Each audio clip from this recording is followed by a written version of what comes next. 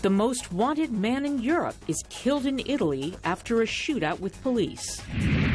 Local Kenyan schools face resistance and calls for closure.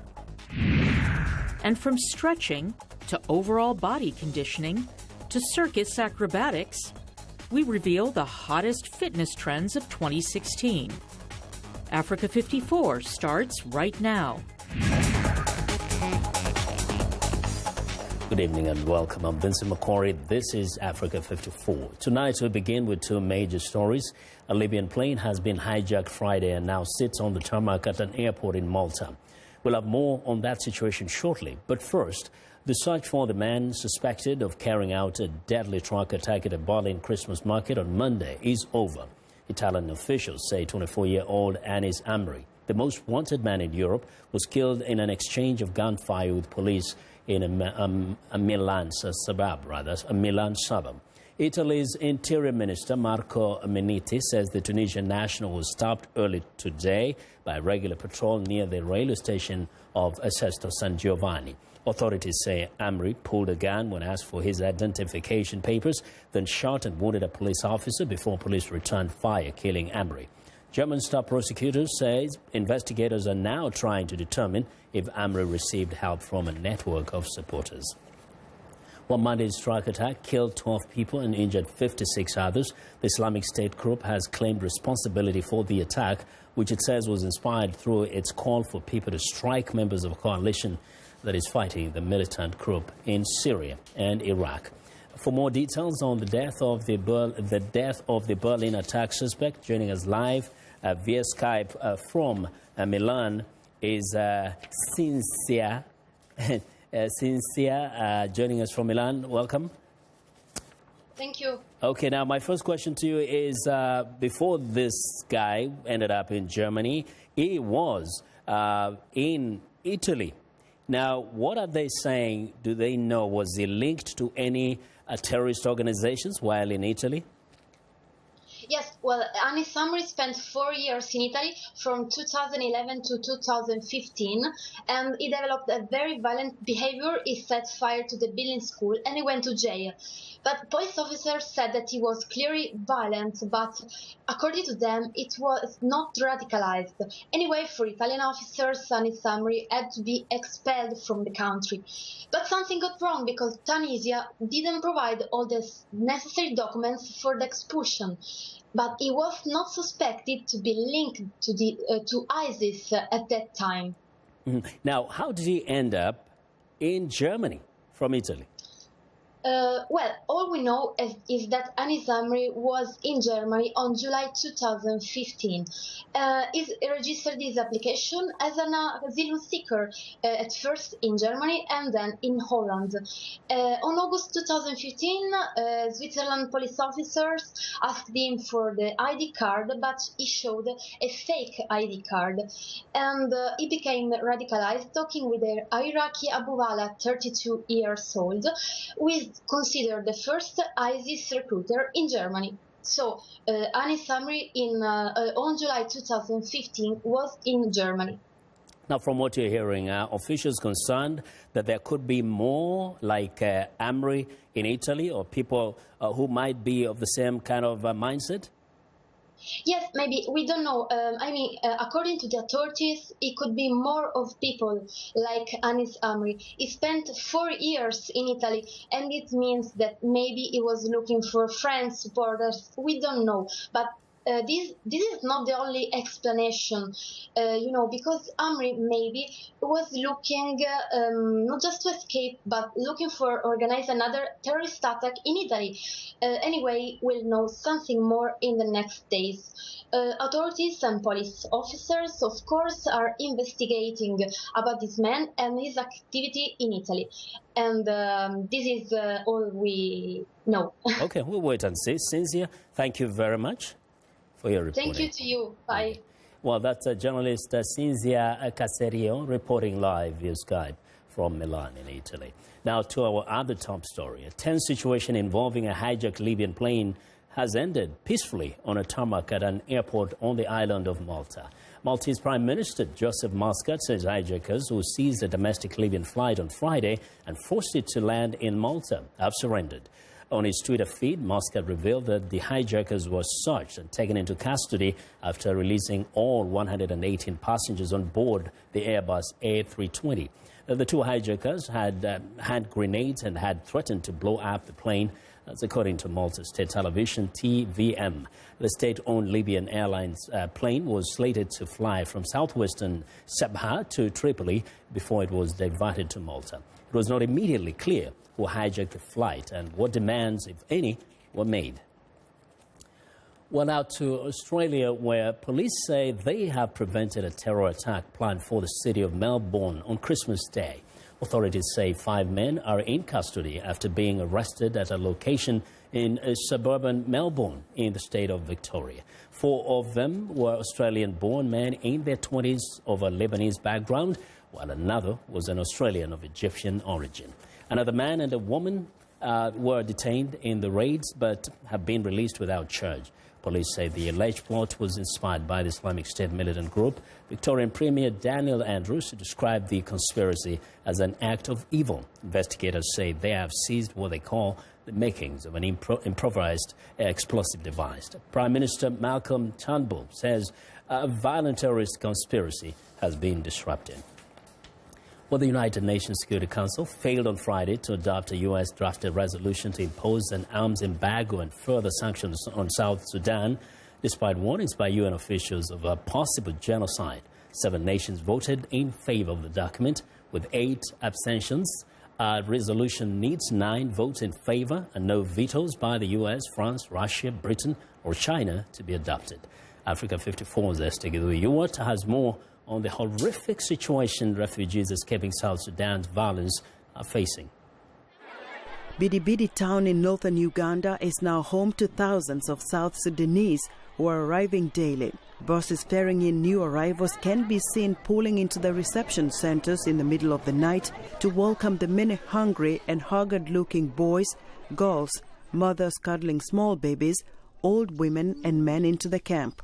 South Sudan War first broke out in December 2013 after President Salva Kiir fired his then Vice President Riek Machar, and the political rivalry between them quickly developed into a military confrontation. Joyce Kiden arrived at the camp this month, leaving her village of Yeu with her 5 children shortly after her husband was abducted by government soldiers. We had to run because these people came in the night and started burning houses.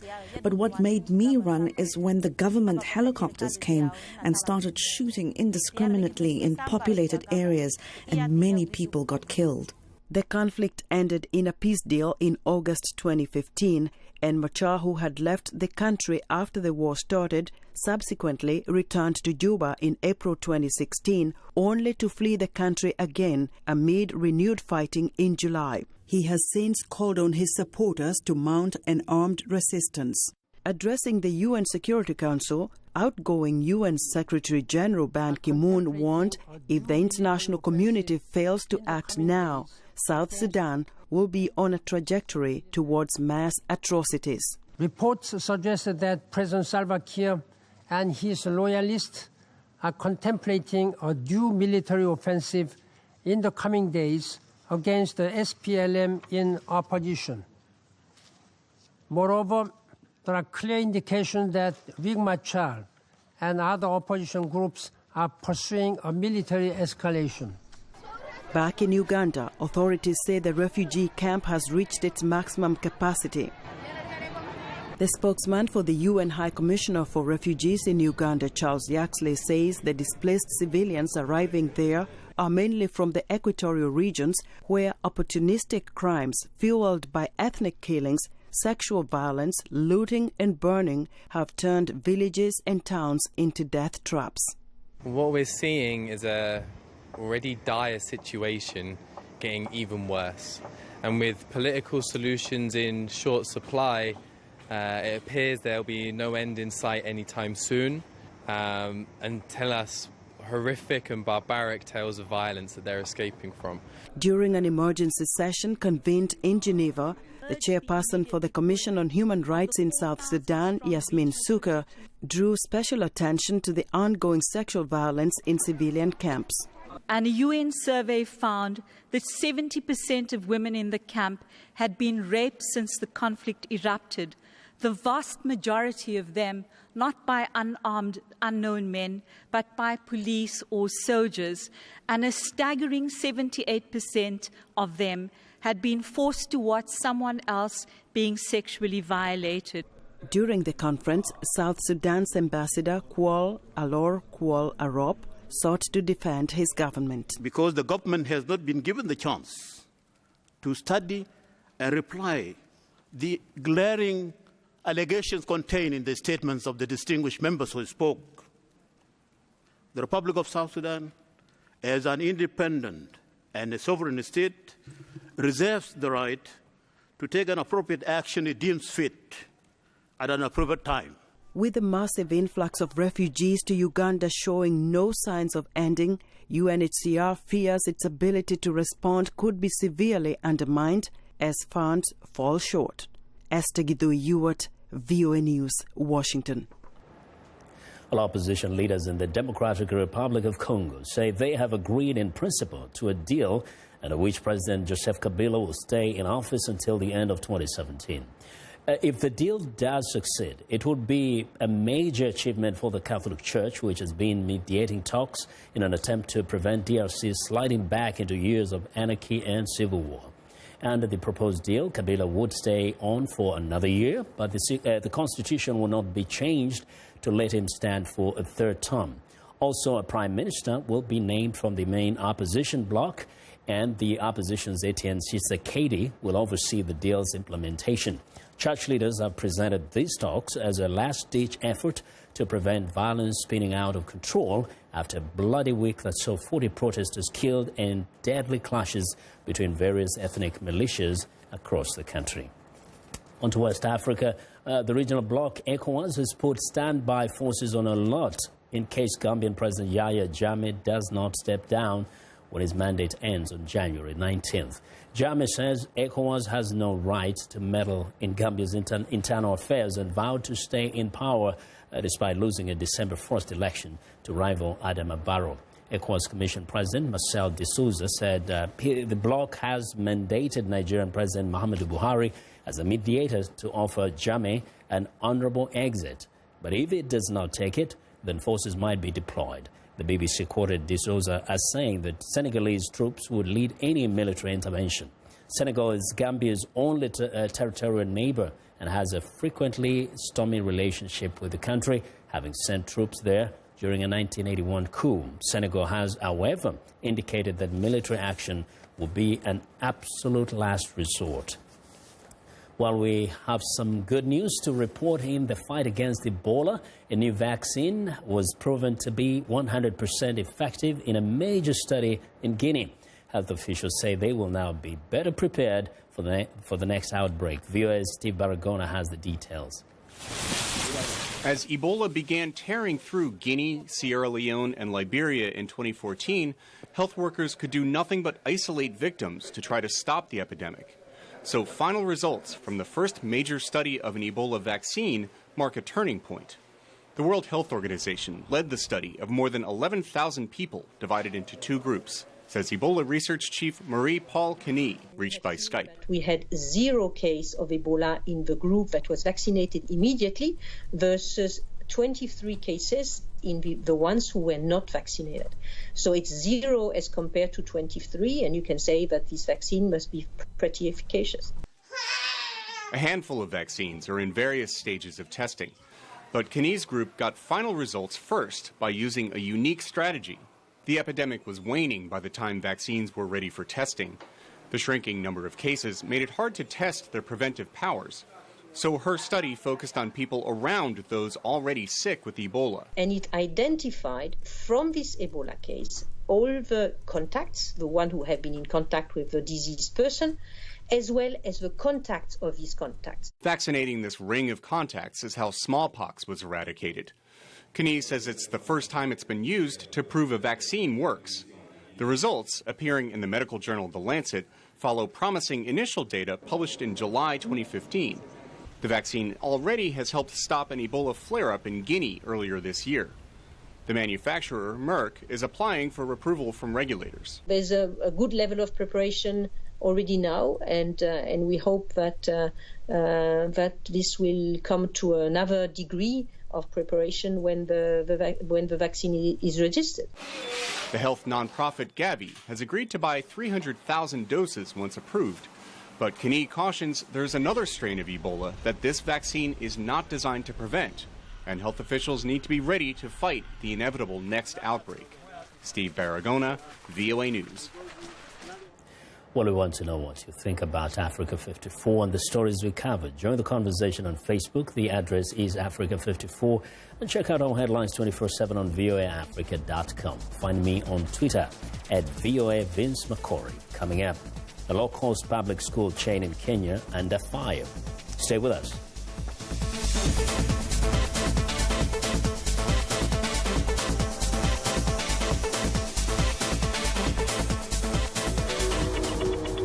I'm Milar Sega. I'm the host of VOA's The Correspondents, a roundup of the world's top stories with analysis from our dedicated reporters. It's really a conversation the same way that you would bring a friend to your home and ask them what's going on. And our correspondents will do that and answer those questions through their own eyes. That appears a false choice in more ways than one. We can't actually put you there, but we can come pretty close. In 30 minutes, we'll show you the world.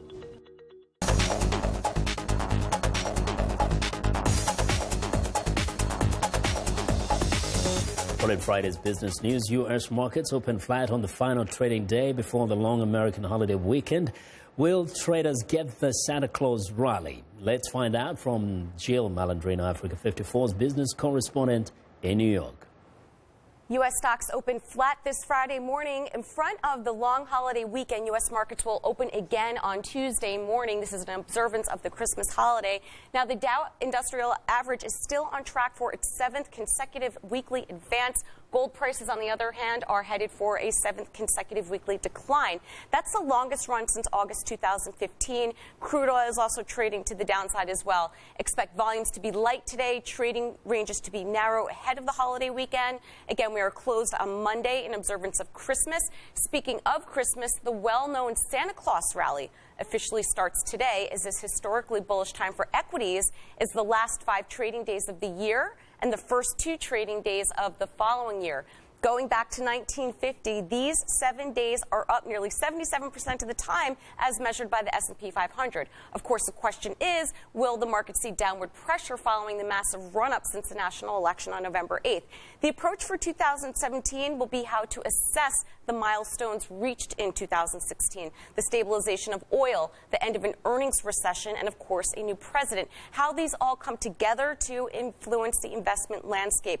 The timing of the passage of President-elect Donald Trump's proposals on taxes and infrastructure, as well as the speed of implementation, will be important factors on the growth impact in 2017. From the NASDAQ market site in New York, I'm Jill Malandrino, and this is Africa 54 Business News.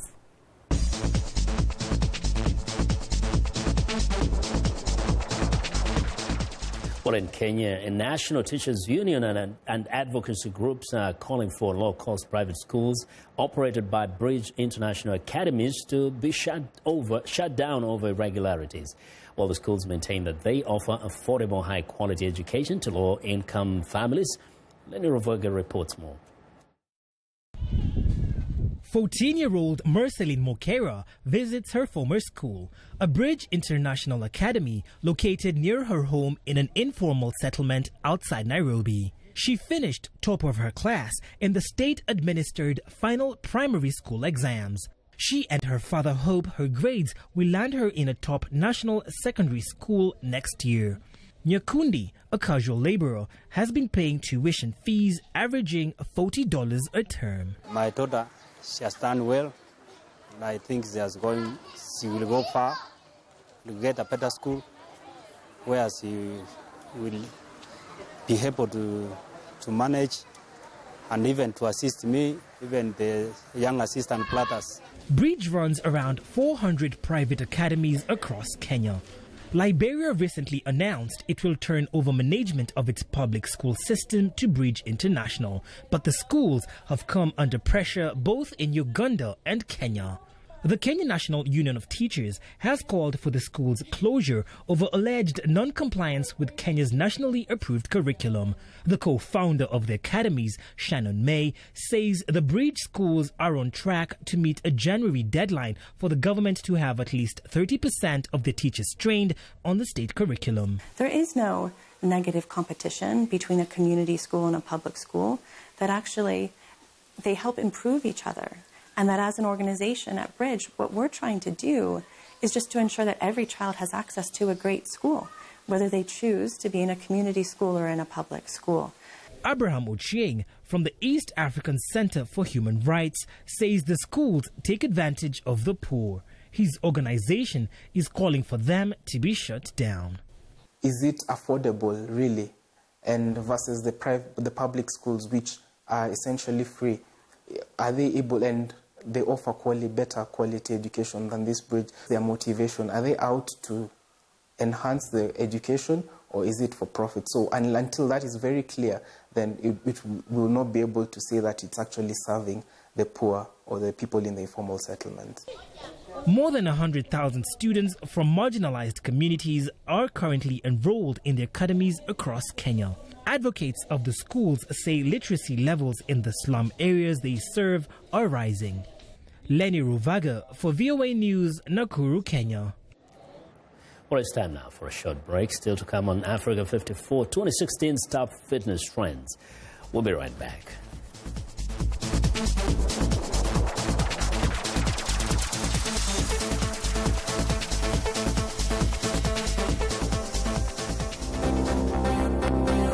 If you've just joined us, I'm Mariama Diallo, and here is a quick recap of today's headlines. In Switzerland, the UN says 40 people, mostly protesting President Joseph Kabila's refusal to step down, have been killed by Congolese security forces.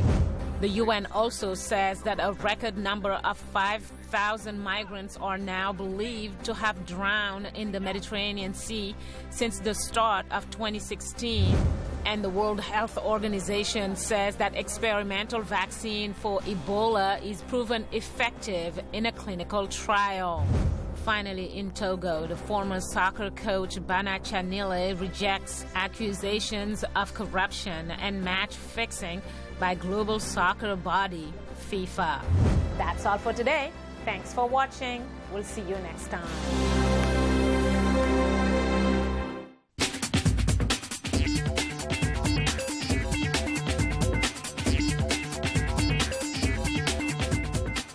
Welcome back to Africa 54. Here's what's trending. In Russia, elderly women are usually expected to forget about fashion and watch their grandchildren. Igor Graver, the founder of the Oldushka website, isn't interested in traditional models. Igor now has a dozen elderly models on his books. Nearly a quarter of the country's population is over retirement age, with an average pension of only around $200 a month. Modeling work gives older women a new lease on life and some extra cash. Now the models hope to be trendsetters for other oldies looking to escape their grandchildren, at least for a while. Well, next up, yoga was one of 2016's fitness trends. But with so much competition to attract downward dog enthusiasts, yoga studios had to find a way to stand out. A more hardcore offering was CrossFit. There's a high-impact combination of tough aerobic challenges and strength training. Instructors warn that these classes are not for the faint of heart or prone to heart attacks. A more adventurous fitness trend is circus training, including balance challenges and acrobatics. Well, and finally, the Jewish holiday of Hanukkah celebrates the triumph of freedom over oppression. This year, Israelis are being warned to lay off their favorite Hanukkah treat, the sufganiyah, a donut, along with the latka, a fried potato pancake. It is the delicacy most associated with the 8th-day holiday that commemorates ancient miracles. The sufganiyah is a ball of dough deep-fried in oil, packed with strawberry jelly and sprinkled with sugar. In recent years, it has become trendy for bakeries to sell versions with exotic toppings and fillings.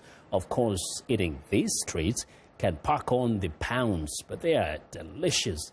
And that is what is trending today. Well, the U.S. Botanic Garden in Washington is attracting record crowds to a one-of-a-kind exhibit celebrating the U.S. National Park Service's 100th anniversary. They have created more than 50 replica models of some of the park's most iconic sites using a variety of different plant pots. From the Statue of Liberty to Yellowstone National Park, well, here's VOA's Julie Tabo.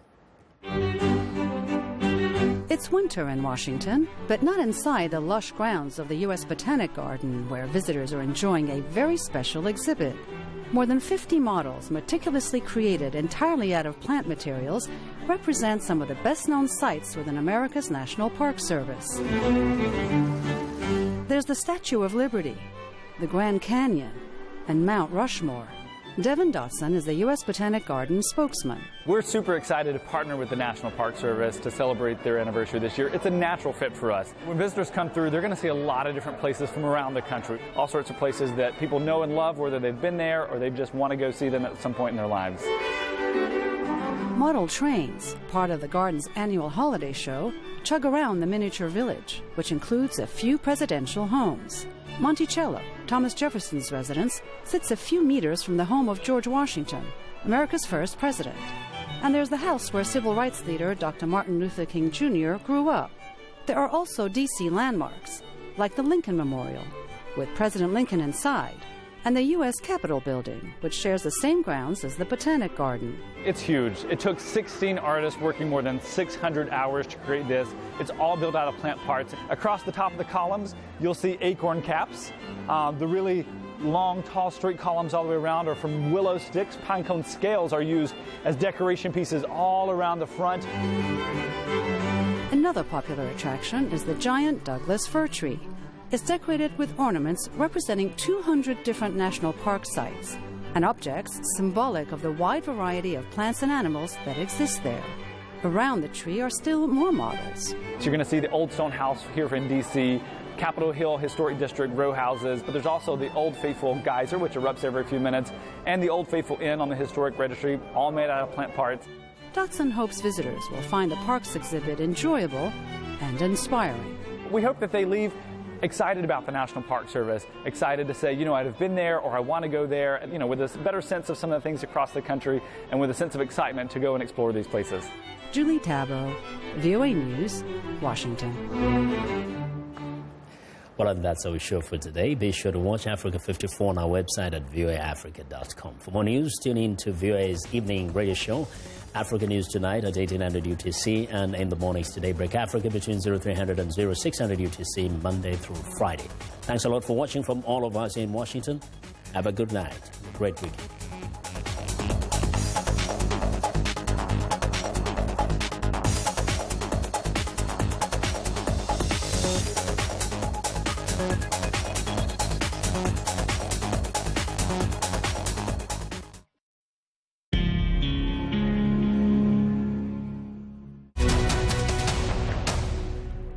Welcome to the Voice of America's News Words. Here is a word that has to do with art and sometimes history too. Museum. National Gallery of Art Associate Curator Charles Brock says another goal is to encourage people to visit museums. Museums, of course, are dedicated to preserving culture for future generations, and so we have to make sure that those future generations are interested. A museum is a building where interesting and beautiful things are kept. The objects are put out for the public to see. Museums can be about art, culture, or history. They can be privately owned or operated by a government. Now, the next time you hear the word museums, you will know what this news word means.